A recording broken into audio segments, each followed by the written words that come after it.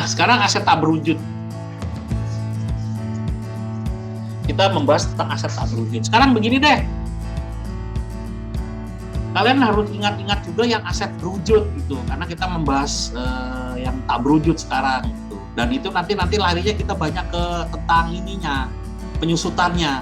Nah, kalau penyusutan aset tetap ya berwujud itu apa namanya kemarin? Depresiasi. Kalau aset tidak berwujud, penyusutannya dengan nama apa? Amortisasi. Tapi konsepnya sama. Nah, sekarang begini. Kalau aset berwujud itu kayak tanah, bangunan, terus mesin, peralatan, ya ada wujudnya lah. Ya. Nah, kalau aset tidak berwujud itu wujudnya nggak ada, tapi bisa datangin duit. Gitu. Ya, wujudnya bisa papers, bisa dokumen, pengakuan, recognition. Ya. Nah, contohnya kayak hak paten. Kalian bisa ngasih contoh hak paten nggak? Misalnya apa? Saya mematenkan produk saya ini, sehingga nanti nggak boleh ada orang bikin gitu. Tujuannya apa? Sekarang beginilah. Misalnya nih, sekarang kan lagi musim COVID nih, terus kalian menemukan vaksin gitu ya, vaksin COVID. Itu Anda patenkan nggak? Iya. Ya, bisa dipatenkan ya. Tapi kalau vaksin COVID nggak bisa contoh ideal ya, karena itu ada unsur kemanusiaannya gitu ya. Jangan contoh itulah, karena kalian kalaupun dipatenkan obat vaksin toh gratis gitu, banyak yang bikin, bisa di-copy segala macam ya. Oke, karena ini untuk kemanusiaan. Nah, contoh yang paling lebih ideal lagi itu misalnya mematenkan seperti apa ya? Yang perusahaan yang paling sering perang paten antara dua produk itu adalah apa? Katakanlah, kalau menurut kalian itu di HP yang paling sering perang paten itu antara siapa dan siapa? Siapa? Samsung dan yang sering perang paten antara dua perusahaan yang suka ribut bersaing mematenkan. Ketul. Ya, Samsung iPhone baru ketemu sudut behelnya aja sudah dipatenkan, bentuk segini langsung dipatenkan gitu ya. Karena kedua perusahaan itu melakukan riset and development itu dengan biaya gede ya, terutama Apple. Nah, kalau tiba-tiba dicontoh sama yang lain kan dia rugi gitu. Ya, misal ya. Si itu juga sama Samsung. Dia itu juga merasa sudah melakukan keluar biaya untuk menciptakan produknya, tiba-tiba di-copy sama orang lain. Dia sudah keluar duit, orang lain bisa nyamain, terus jual lebih murah. Kan yang sebenarnya yang mahal bukan suatu HP-nya, tapi biaya riset development-nya itu sampai yang ganti kalau tiba-tiba orang lain bisa buat lebih murah, orang lain beli produknya, padahal saya yang riset gitu. Nah, untuk menghindari itu makanya dipatenkan, jadi orang nggak bisa nyontoh. Nah, kalaupun nyontoh, nanti bisa paten itu ada umur ya, ada umurnya. Jadi umurnya bisa macam-macam tergantung di surat patennya. Gitu, ya. Nah, nanti kalau patennya habis, ya dia nggak bisa mematenkan lagi dan orang bisa nyontoh setelah patennya habis. Gitu. Tapi kan selama paten itu dia bisa mengembalikan biaya riset and development-nya dengan menjual harga mahal. Jadi dia nggak rugi. Biaya riset and development-nya ketutup, habis itu dia bisa menjual dengan harga lebih murah karena biayanya sudah ketutup. Tapi kalau biaya riset and development-nya belum ketutup, tiba-tiba ada orang bisa bikin murah, ya dia rugi. Udah biaya riset and development-nya nggak keganti, nggak ke-cover, dia harus jual murah, akhirnya rugi. Nah, ini menjadi orang nggak mau inovasi karena dengan mudahnya orang diambil pengetahuan atau produknya dicontoh gitu ya. Makanya untuk menghindari itu kita patenkan produk kita, misalnya seperti itu. Ya. Nah, hak paten ini menjadi apa? Semacam apa tadi? Aset tidak berwujud gitu loh. Nah, apakah pertanyaannya hak paten ini harus dipegang sama yang punya dan pabriknya? Pertanyaannya, apakah seperti itu? Jawabannya tidak. Karena apa? Bisa saya punya hak patennya, tapi saya nggak punya pabrik. Kalau ada orang lain yang mau pakai hak paten saya boleh, tapi hak patennya tetap milik saya. Saya cuman minta, ya saya cuman minta dari setiap produk yang kalian jual, saya minta royalti. Gitu. Nah itu bisa seperti itu. Anda suka nggak minum dari beli minuman ya, minuman ringan itu di supermarket yang botolnya dari kaleng? Pernah nggak? Sering? Pernah ya, pasti tahu ya, bener nggak? Ya, Nah, sistem pembuka kalengnya itu yang cetek gitu. Tahu nggak itu?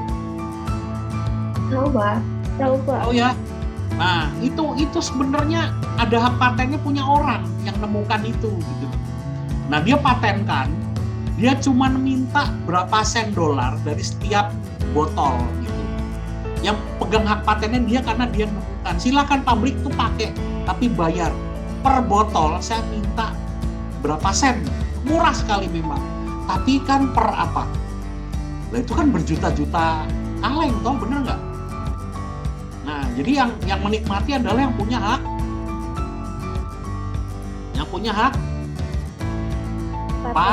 paten. Nah itu kan datengin duit. Nah makanya hak paten itu datengin duit. Dan nanti kalau misalnya hak paten ini berlaku 5 tahun, nah setelah 5 tahun selesai hak patennya, orang bisa pakai bebas. Tapi selama 5 tahun kan dia dapat duit, benar nggak? Nah berarti hak patennya ini nanti diukur dengan apa? Misalnya hak patennya senilai 5 miliar, berarti hanya 5 tahun. Berarti disusutkan 5 tahun adalah 5 miliar tuh jadi habis, benar nggak? Benar nggak seperti itu? Itu namanya bukan depresiasi, tapi apa tadi namanya? Amortisasi. Nah, amortisasi. Betul. Itu namanya amortisasi. Sama hak cipta juga, hak merek juga. Hak cipta tuh misalnya buku, ya copyright. Ya, misalnya kalian beli bukunya Bu Siti Resmi atau bukunya Pak Walio, itu Pak Walio sama Bu Siti Resmi dapat apa? Dapat royalti. Merek juga sama. Merek ini saya pegang, tapi kamu boleh pakai, tapi kamu bayar royalti, itu juga boleh. Nah, kalau merek ini misalnya nih, kalian tahu di Jogja tuh ada pusat kerajinan kulit terkenal di Bantul yang namanya apa daerahnya? Ada yang tahu nggak? Manding Pak. Ya betul, Manding. Ini orang Manding bukan? Orang Bantul Pak. Oh, pantesan. Ini orang Bantul jadi tahu Manding. Ya. Nah, Henny tahu nggak di Manding itu sebenarnya ekspor tapi nggak pakai merek, nanti dikasih merek sama orang luar negeri dijual di mall mahal. Tahu nggak kejadian itu?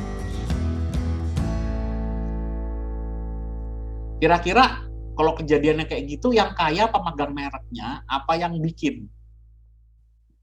Pemegangnya Pak. Pemegang Ya, merek. pemegang mereknya itu dapat duit lebih banyak. Misalnya, Manding, saya tuh punya merek, ya. Kamu tolong bikin sesuai kemauan saya, bagus begini, saya bayar mahal deh. Misalnya jaket kulit seharga 5 juta gitu ya. Wah, orang Manding udah seneng banget bikin jaket kulit satunya 5. Wah, dia bikin bagus bener, standar luar negeri. Kalaupun harus beli mesin, dia beli mesin gitu. Rapi, bagus, diekspor. Nah, sama orang Singapura dikasih merek, dijual di mallnya di Singapura gitu. Harganya jadi 15 juta. Nah, orang Singapura ini cuma punya merek dapat 10 juta. Orang Manding susah payah. Mesti menggaji karyawan, mesti beli mesin segala macam. Dapatnya berapa itu? Nah, berarti ya 5 juta aja harus dikurangi biaya mesin sama tenaga kerja sama bahan baku, bener lah. Kalau orang Singapurnya itu belinya 5 juta dijual 15 juta dapat 10 juta, paling ya cuma biaya apa gitu. Berarti lebih banyak uangnya yang punya merek apa yang bikin? Punya merek. Nah, yang kayak gini-gini. Nah, itu nanti kaitannya sama biaya research and development, itu juga boleh diamortisasi. Misalnya nih, ya. Misalnya Elon Musk, kan kalian tahu Elon Musk nggak? Elon Musk tuh kan punya perusahaan peluncuran roket. Nah, dia itu bikin roket yang murah karena bisa dipakai bolak-balik. Ya, nggak sekali pakai buang mahal gitu ya. Nah, karena roketnya itu murah, bisa dipakai 10 kali ya, nggak usah ganti-ganti roket, makanya jadi murah itu. Tapi kan dia harus riset dan pengembangan dulu. Ya. Nah, semua biaya riset pengembangan ini ditangguhkan, taruh di aset. Karena kalau taruh langsung di rugi laba gitu ya, kira-kira kalau langsung ditaruh di rugi laba, dia rugi nggak? Perusahaannya Elon Musk rugi nggak? Rugi. Misalnya dia bikin roket, habis riset 50 ya katakanlah habis riset 50 juta dolar gitu. Dah riset itu langsung dibiayakan, gitu. Langsung masuk rugi laba. Kira-kira rugi nggak? Pasti rugi, karena langsung dibiayakan rugi. Nah, caranya biar nggak rugi, 50 juta dolar itu ditaruh di aset, lalu disusutkan pelan-pelan. Ya, karena roket ini bisa dipakai 10 tahun, 50 bahkan 10, 20 bahkan berapa lebih dari itu bisa aja kan. Jadi nanti biaya risetnya itu dibagi ke waktu yang sesuai peruntukannya. Jadi nggak langsung dibebankan ke rugi laba. Contoh lagi, kalaupun aset itu aset tetap ya, misalnya kalian punya perusahaan bis. Nah, kalau Anda beli bis, terus bis itu disewakan, Anda beli bis toh, nah bis itu ditaruhnya di aset apa langsung dibiayakan? Aset. Iya, di aset terus didepresiasi, bener nggak? Lah kalau langsung beli bis 1,5 miliar, langsung ditaruh di rugi laba, ada biaya bis di situ, rugi nggak perusahaanmu? Rugi. Sama dengan ini juga, saya riset and development untuk mengembangkan suatu produk dan akhirnya produk itu sekarang sudah jadi siap dipasarkan. Nah, seluruh biaya itu bisa dijadikan aset dulu, nanti dikeluarkannya sedikit-sedikit di depresiasi. Di apa namanya kalau aset tidak berwujud tadi? Apa namanya? Amortisasi gitu loh. Seperti itu ya. Nah, di sini nanti kalian belajar di akuntansi ya. Di akuntansi mengenai aset tak berwujud ada macam-macam. Tadi ada paten cipta merek, riset and development, terus merek dagang, franchise, ya, leasehold, goodwill, bla bla bla, nanti belajar sama dosen akuntansi. Cuman ini dipajaknya gimana gitu loh. Ini langsung depresi. Nah ini, cuman dipajaknya gimana? Dipajaknya itu sama kayak aset tetap kemarin, yaitu hanya boleh dengan 2 metode, satu itu, dan yang kedua apa? Yang kedua apa nih? Sudah diatur ya, sudah diatur dan dikelompokkan. Jadi harus pakai ini gitu ya. Nah, kalau kemarin yang aset tetap itu diukur melalui umur ekonomis. Nah, kalau aset tidak tetap itu diukurnya melalui apa nih? Masa manfaat. Yes. Di situ bedanya. Konsepnya paling penting di situ.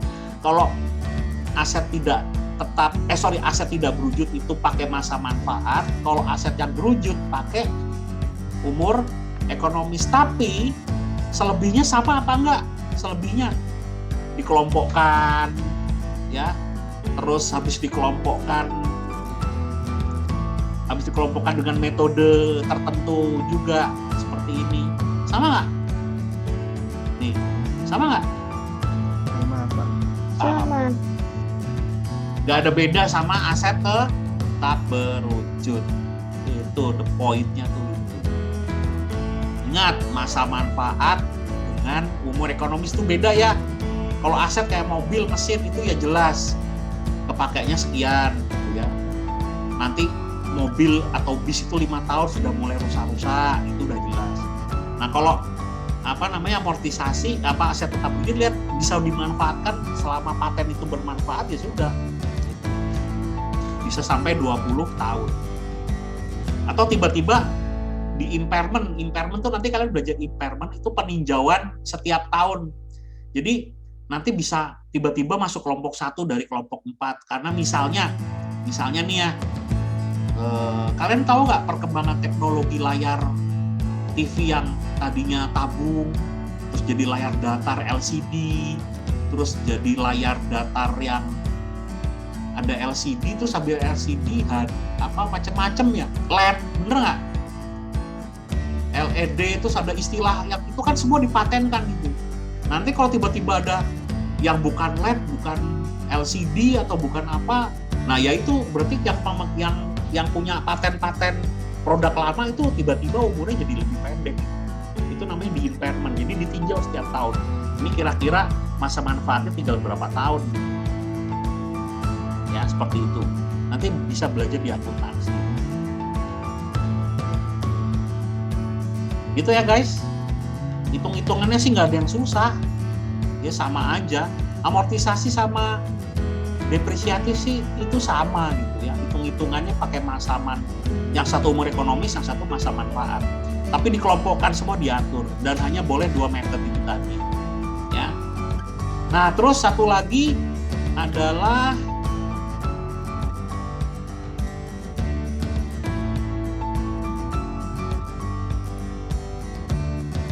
ini loh.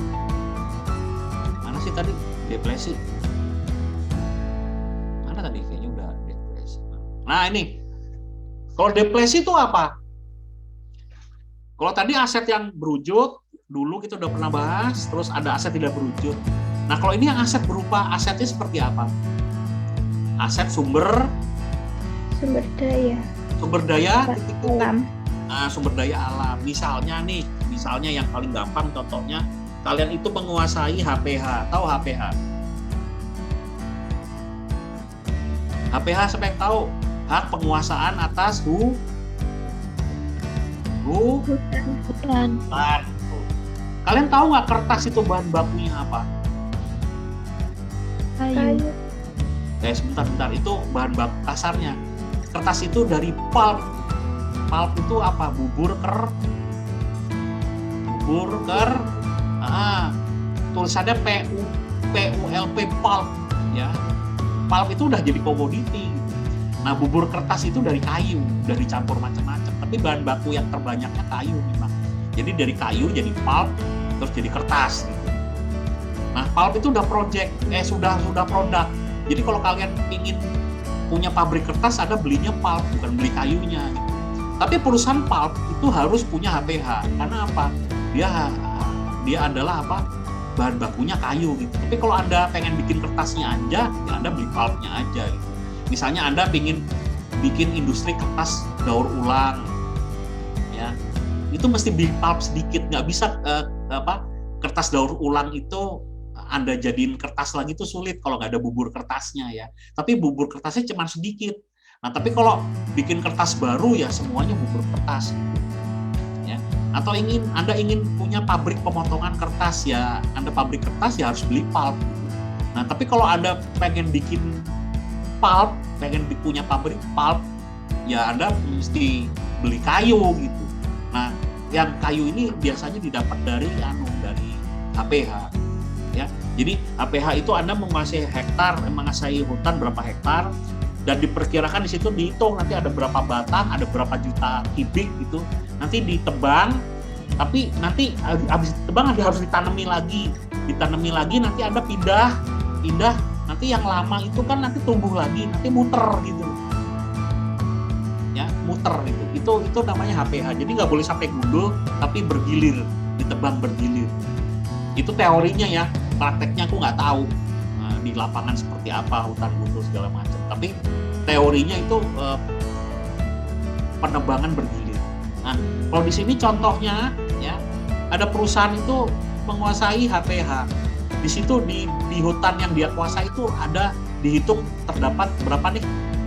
500 juta kubik. Nah ya udah, waktu dia nebang tahun pertama, dia nebang berapa?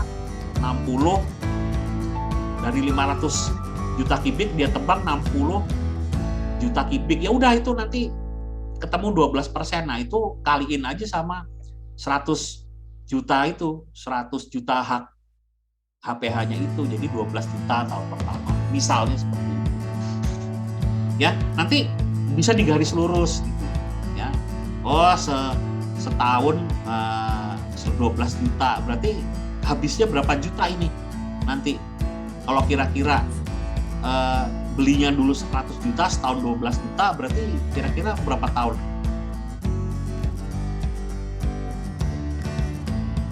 Berapa tahun habis?